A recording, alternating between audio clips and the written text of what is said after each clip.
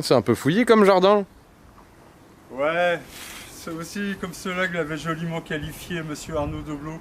C'est le rédacteur en chef du magazine Que Choisir. C'était dans le numéro de Que Choisir de novembre 2022, si ma mémoire est bonne.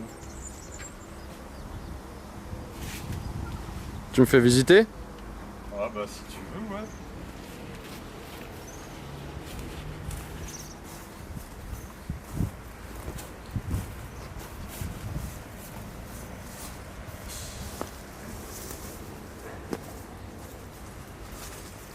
Et ça, c'est quoi? Ça? Ah bah ça c'est notre centre de Thalas Autothérapie de notre commune touristique de Plestin-les-Grèves entre terre et mer.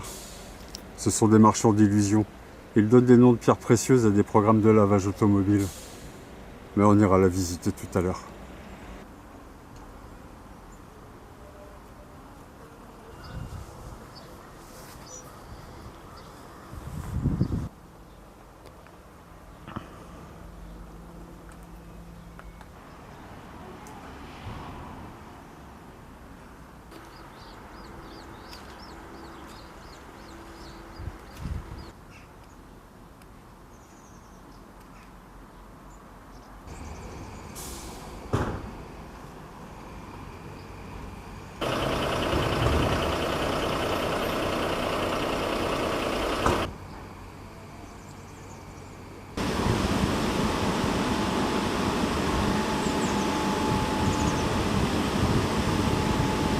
Comme vous pouvez le constater, nous sommes en milieu urbain.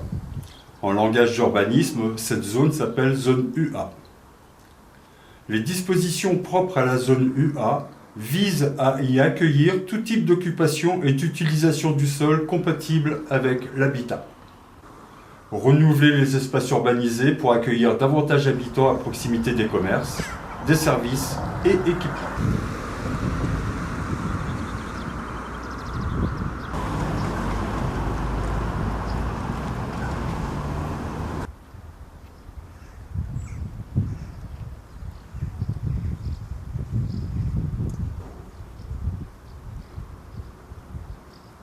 Expliquez-moi pourquoi le directeur de U ne tient pas ses engagements envers le maire. Lors de l'été 2022, la station a été fermée pour des raisons de restriction d'eau.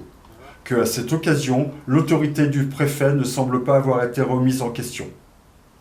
Le maire, garant des lois de la République, garant de la salubrité publique sur sa commune, le maire qui a sensiblement les mêmes compétences et devoirs que le préfet à l'échelle du département. Expliquez-moi pourquoi le maire voit son autorité bafouée sans réaction de sa part. Car, le 8 juillet 2022, le maire nous adresse un courrier avec copie à la gendarmerie, au directeur de U, au conseil municipal de Plestin-les-Grèves, au président de l'association Plestin Environnement, courrier dans lequel le maire écrit « Nous avons rencontré à plusieurs reprises monsieur le directeur du magasin qui s'est engagé à faire une étude acoustique afin de confirmer ou non, les nuisances dont vous vous dites victimes. Nous avons également échangé avec la brigade de gendarmerie de Plestin-les-Grèves afin de se tenir informés de l'avancée de ce dossier. »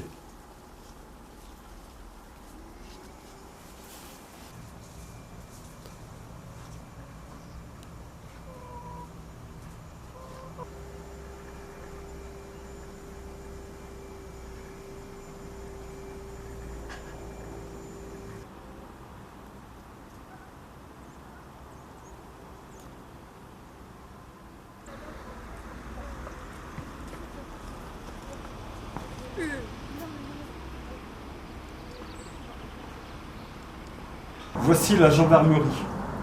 Mes plaintes initiales adressées au procureur concernant cette station de lavage automobile évoquaient les violations des codes de l'environnement, de la santé publique, de l'habitat et du non-respect du décret du 31 août 2006 sur les nuisances sonores. C'est ici, dans cette gendarmerie de Plestin, que lors de mon audition comme plaignant de mars 2022, mes plaintes ont été requalifiées en nuisances sonores et troubles à la tranquillité d'autrui. C'est cette plainte requalifiée qui a été classée sans suite. Autant d'éléments qui tentent à démontrer que l'enquête a été menée à décharge envers la mairie et la SA Plesdis, qu'il peut s'agir d'une manœuvre et que la gendarmerie de Plestin y tient un rôle majeur. Voir le compte-rendu de mon audition sur le blog Plestin Environnement.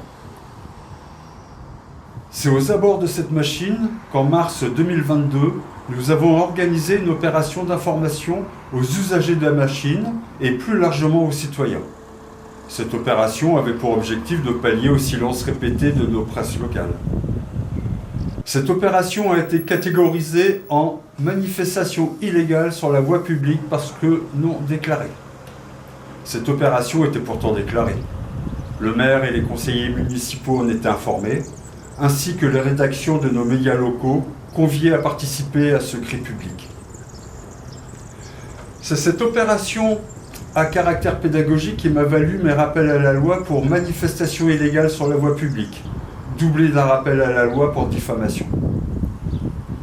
Il est particulièrement intéressant de signaler que cette manifestation n'a été déclarée illégale que le jour où le maréchal des logis-chef Denis Druon m'a informé sur notre répondeur téléphonique que notre plainte était classée sans suite.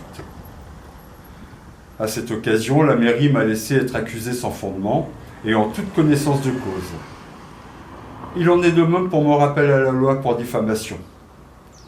Car à ce jour, j'attends toujours que l'on m'apporte les éléments de cette soi-disant diffamation. C'est ici, lors de notre tentative de médiation en septembre 2021, que le maire, en compagnie de Gilles Balamondé, directeur des services, avait certifié qu'au sujet de cette station de lavage, tout était conforme. Elle était ouverte 24 heures sur 24, 6 jours sur 7. Depuis, elle avait été fermée la nuit à partir de 22 heures, puis à partir de 20 heures, puis le dimanche, puis les jours fériés, et enfin, depuis novembre 2022, c'est-à-dire quelques jours après la parution du magazine Que Choisir, elle a été éteinte la nuit. Tout cela est le fruit de notre constance dans l'action. Cependant, on n'est pas là pour faire l'aumône. Notre motivation est que l'état de droit soit respecté et notre ambition que le maire fasse son travail, que les gendarmes fassent leur travail, que la justice fasse son travail. Merci de votre attention.